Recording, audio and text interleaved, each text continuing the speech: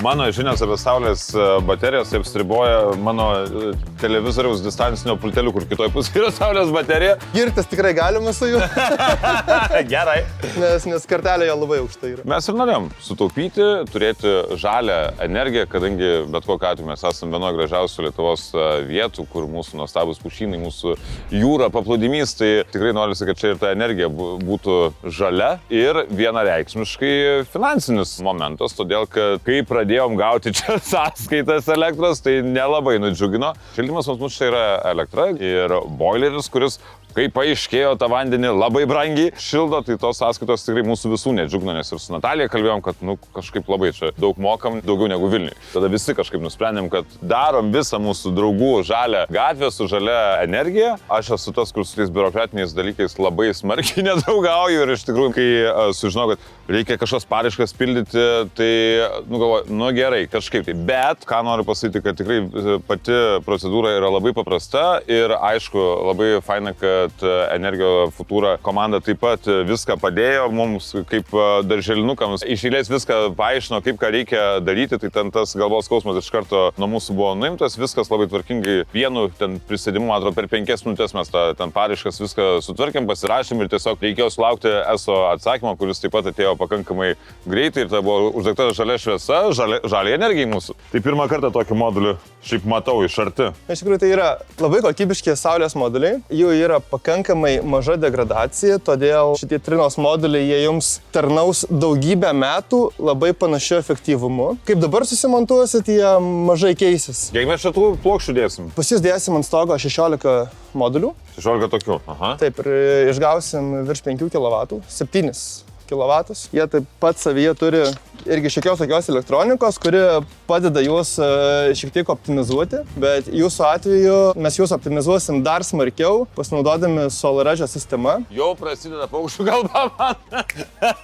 Kitaip sakant, jie veikia iš savęs labai neblogai, bet su optimizatorių pagalba padarysim, kad jie jums veiktų dar geriau. Nuostabu, labai gerai. Ir jūs iš jų išspausit visas sultis, ką jis gali duoti. Labai patinka. Visus vaisius nusiraškysit. Optimizatorius SolarEdge jums duos pilną saugumą. Tai reiškia, dingsta įtampos šoko pavojus, jūsų tikrai nenupurtys laidai ateinantys nuo saulės, nuo stogo. Gaisro pavojus eliminuojasi, jeigu būtų pritrinti laidai kaip nors ne vietoje, kas nors nugręžtų, sakykime. Jie padengia stogą ir kadangi virš stogo nieko čia daugiau pas mus nėra, vienas aukštas, tai jie dar netaip kaistas stogas nuo saulės, man atrodo, vasarą. Tikrai duoda smarkų pavėsį. Nu va. Tikrai bitumas tiek nebeįkais, tikrai bus namuose vėsiau. Taip pat jūsų kondicionierius dirbs žymiai pigiau. Vieni pliusai. Jūsų atveju mes darėme stogo konstrukciją taip, kad jinai žiūrėtų į rytus ir į vakarus. Tokius namukus iš modulių. Tai jums duos efektą, kad elektrinė pasileis šiek tiek anksčiau ryte, jinai dirbs per visą dieną ir vėliau vakare baigs savo darbą. Dėl to jūs galėsite tiesiogiai paimti iš saulės elektrinės daugiau energijos, mažiau mokėti pinigų ESO už pasaugojimą, pinigų elektros energijos. Tai vėlgi šiek tiek sutaupysite ir negana to, šita konstrukcija rytai vakarai mums leidžia dar daugiau sudėti modulių ant jūsų stogo. Dar padidins jūsų energijos kiekį. Dirbs pusantros pamainos, kaip suprantu, šitie moduliai pas mus.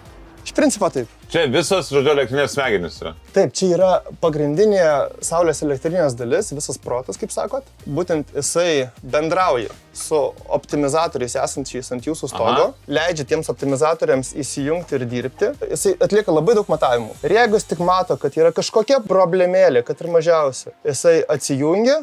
Ir atsijungdamas tuomet atjungia ir jūsų visą stogą. Ir stogas lieka pilnai saugus. Kuo dar labai gerai SolarEdge, kad prie jo gali prisimontuoti daugybę įvairiausių priedų, kurie vėliau jums gali leisti kaupti energiją, gali leisti pasidaryti rezervinį namų maitinimą. Jeigu dingtų elektra, įmanoma, kad saulės elektrinė jums kaip generatorius dirbtų. Šitam mūsų vasaros nameliui ar padengs elektros išlaidas šitą elektrinę? Šita elektrinė tikrai padengs jūsų vasarnamio elektros sąnaudas, kadangi didžioji jos dalis ir generuojasi vasarą, todėl vasarnamio sąnaudos bus pilnai padengtos ir dar tos energijos šiek tiek, kažkiek liks. Jeigu nesunaudosite šičia, galėsite persikelti kitiems savo namams. Tai va, dar ir Vilniui liks elektros, dar Vilniui mokėsim mažiau. Nuostabu.